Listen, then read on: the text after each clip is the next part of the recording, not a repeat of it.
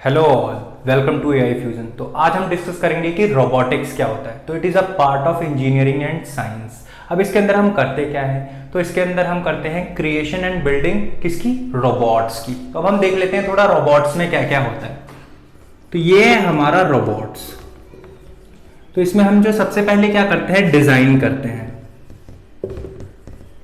अब इस डिजाइन से क्या मतलब है, तो जो रोबोट की शेप होती है उसके अंदर जो पार्ट्स लगते हैं वो किसके होंगे, कौन से मटेरियल के होंगे, जैसे आयरन के होंगे या फिर एल्यूमिनियम के होंगे या फिर स्टील के होंगे या फिर किसी और मटेरियल के होंगे, या फिर बॉडी से रिलेटेड कोई भी चीज जो भी हम करते हैं वो सब आ जाता है इस डिजाइन में।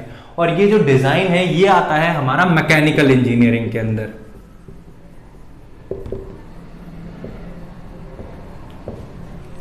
अब आ जाते हैं हम इसके सेकंड पार्ट पे। अब सेकंड पार्ट का क्या मतलब है, सेकंड पार्ट का मतलब कंस्ट्रक्शन। अब इसके अंदर क्या आता है, इसके अंदर आता है जो भी हम इलेक्ट्रॉनिक पार्ट रोबोट के अंदर फिट करते हैं वो सब आता है कंस्ट्रक्शन में। जैसे कि माइक्रो प्रोसेसर हो गया, माइक्रो कंट्रोलर हो गया, या फिर ट्रांजिस्टर हो गया, या फिर रजिस्टर्स हो गए, या फिर और भी ऐसे इलेक्ट्रॉनिक कंपोनेंट्स हो गए, वो सब आते हैं कंस्ट्रक्शन के अंदर। और ये जो कंस्ट्रक्शन का पार्ट है ये किस में आता है, ये आता है हमारा इलेक्ट्रॉनिक्स इंजीनियरिंग में।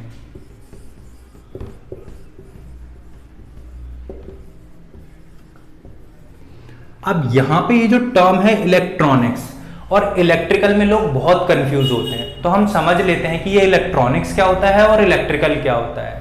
तो सबसे पहले देखते हैं इलेक्ट्रिकल क्या होता है। तो इलेक्ट्रिकल के अंदर हम क्या करते हैं, हाई वोल्टेज में डील करते हैं। जैसे 300 वोल्टेज हो गए, 500 वोल्टेज हो गया, या फिर 1000 वोल्टेज हो गया, या फिर 5000 वोल्टेज हो गया।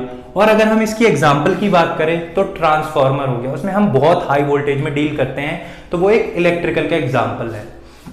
अब हम बात करते हैं इलेक्ट्रॉनिक्स। तो सबसे पहले हम देख लेते हैं इलेक्ट्रॉनिक्स होता क्या है। तो study of control flow of electrons को ही हम इलेक्ट्रॉनिक्स कहते हैं। अब ये थोड़ी अजीब सी डेफिनेशन लग रही है, इसे इजी लैंग्वेज में समझते हैं। तो इलेक्ट्रिकल में तो हम हाई वोल्टेज में डील कर रहे थे, और इलेक्ट्रॉनिक्स में हम क्या करते हैं, लो वोल्टेज में डील करते हैं, इसके अपोजिट। जैसे 5 वोल्टेज, 9 वोल्टेज, 12 वोल्टेज, 20 वोल्टेज। अब इसका एग्जांपल देखते हैं। जो हमारा फोन का चार्जर होता है वो जो आउटपुट देता है वो देता है 5 वोल्टेज का। अब हम बात करते हैं लैपटॉप की। तो लैपटॉप में भी जो यूएसबी पोर्ट होता है वो वहां से भी हमें आउटपुट 5 वोल्टेज का ही मिलता है। तो ये समझ में आ गया कि इलेक्ट्रॉनिक्स और इलेक्ट्रिकल में क्या डिफरेंस होता है। अब इस इलेक्ट्रॉनिक्स से रिलेटेड एक और कंफ्यूजन है लोगों में, और वो क्या है, जब मैंने इलेक्ट्रॉनिक्स करी थी तो कुछ लोगों को लगता था ठीक है अब इसने इलेक्ट्रॉनिक्स कर ली, इसके पास डिग्री आ गई, अब ये दुकानों पे जाएगा पंखे वगैरह ठीक करेगा, वॉशिंग मशीन पंखे ये सब ठीक करना, वो इलेक्ट्रॉनिक्स का मतलब यही समझते थे। लेकिन ऐसा नहीं होता। जो एक इलेक्ट्रॉनिक्स इंजीनियर होता है इसका काम क्या होता है, जो भी हमारे इलेक्ट्रॉनिक कंपोनेंट है इसका जो साइज है उसको रिड्यूस करना और जो इफिशियंसी है उसको इंक्रीज करना। अब इसको एक एग्जांपल से समझते हैं। जो हमारे पास सबसे पहला फोन आया था वो आया था मोटोरोला का, और वो बहुत ही ज्यादा साइज में भी बड़ा था और उसका वेट भी ज्यादा था। अब जो हमारे पास फोन आ रहे हैं उसका वेट भी कम है और स्पेसिफिकेशन और एफिशिएंसी भी अच्छी है। अब अगर आज की डेट में अगर हम कोई फोन लेते हैं 10,000 का तो हमें उसमें कुछ स्पेसिफिकेशन मिलेगी। अगर आज से 3-4 साल बाद अगर हम उसी फोन को ले रहे हैं, उतने ही पैसे में किसी फोन को हम ले रहे हैं, तो हमें ज्यादा स्पेसिफिकेशन मिलेगी, और ये हो सकता है कि हमें और अच्छी स्पेसिफिकेशन मिली जो हमने फोन आज की डेट में लिया है 3-4 साल बाद, और कम पैसों में भी। तो ये जो स्पेसिफिकेशन बढ़ती जा रही है और पैसे रिड्यूस होते जा रहे हैं, इसका रीजन है ये इलेक्ट्रॉनिक्स इंजीनियर जो है, इसकी वजह से ये पैसे कम होते जा रहे हैं और स्पेसिफिकेशन और इफिशियंसी ये जो है इंक्रीज होती जा रही है। तो ये भी समझ में आ गया। अब आ जाते हैं इसके हम थर्ड पार्ट पे, और वो है ऑपरेशन। अब इस ऑपरेशन को समझते हैं।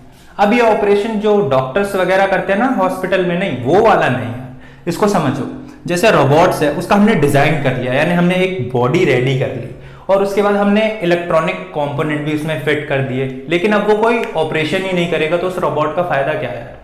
मतलब इसे एक एग्जांपल से समझते हैं। जैसे मैं क्या करता हूं, मैं एक बैग लेके जाता हूं एक जगह से दूसरी जगह जो कि बहुत भारी है। अब इसमें मुझे मेहनत लगती है, बहुत कुछ लगता है। अब वही काम मैं एक मशीन से करवाता हूं, वो क्या करेगी, वो बैग लेके जाएगी एक जगह से दूसरी जगह, तो उसके लिए मुझे उसे प्रोग्राम करना पड़ेगा।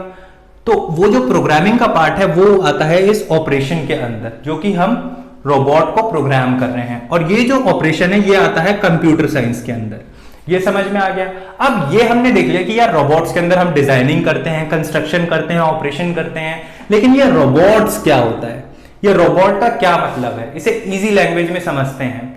तो ये मान के चलो कि ऐसी मशीन जो कि ह्यूमन एफर्ट्स को रिड्यूस कर दे और वो ऑटोमेटेड भी हो, उसको हम बोलते हैं रोबोट्स। अब इसको एक एग्जांपल से समझते हैं।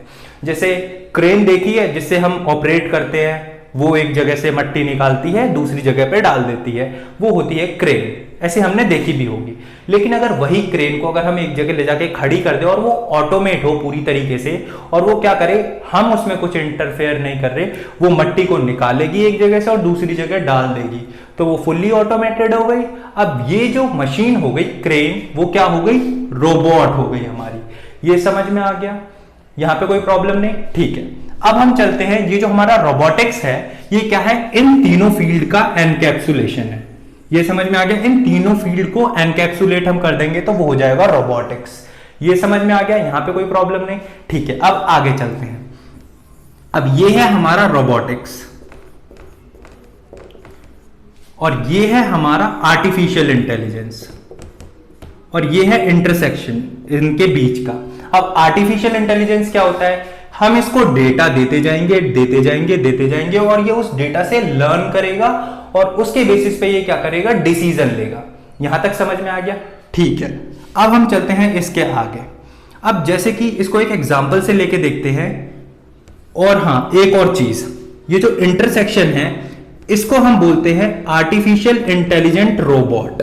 मतलब इस इंटरसेक्शन के अंदर हमारे आर्टिफिशियल इंटेलिजेंस रोबोट बनते हैं। अब इसका अगर हम एग्जांपल देखें तो हमारा ड्रोन हो गया। तो हम क्या करते थे, जब हम छोटे थे तो हम क्या करते थे, ड्रोन चलाते थे रिमोट से, आगे पीछे ऊपर नीचे। लेकिन जो स्पाई ड्रोन्स होते हैं वो क्या होते हैं, आर्टिफिशियली इंटेलिजेंट होते हैं, जो कि किसी पर्सन को फॉलो करते हैं। वो बहुत ही अच्छा एग्जाम्पल है इस आर्टिफिशियल इंटेलिजेंट रोबोट का। अब एक और चीज देखते हैं, जैसे आज के टाइम पे हम क्या यूज करते हैं, रेनफोर्समेंट लर्निंग भी यूज करते हैं। अब इसका क्या मतलब है, नॉर्मली हम क्या करते हैं, इसको डेटा प्रोवाइड करते हैं और ये इस डेटा से लर्न करता है, लेकिन ऐसा रेनफोर्समेंट लर्निंग में नहीं है। हम इसको थोड़ा बहुत डेटा प्रोवाइड करते हैं और उसके बाद ये क्या करता है, एक्सपीरियंस से लर्न करता है। अब इसका क्या मतलब है, इसे एक एग्जांपल से समझते हैं। जैसे कि एक बच्चा है, अब बच्चा जब जो छोटा होता है तो क्या करता है, चलना सीखता है। तो वो चलता है, गिरता है, फिर चलता है, फिर गिरता है, फिर चलता है, फिर गिरता है। अब वो कैसे सीखता है कि जब वो गिरता है तो वो ये ट्राई करता है अगली बार जब वो चले तो उसने ऐसी क्या गलती की कि वो गिर गया, अब वो दोबारा उसे रिपीट नहीं करेगा, तो फिर वो चलना सीख जाता है। यही सेम पैटर्न फॉलो करता है रेनफोर्समेंट लर्निंग।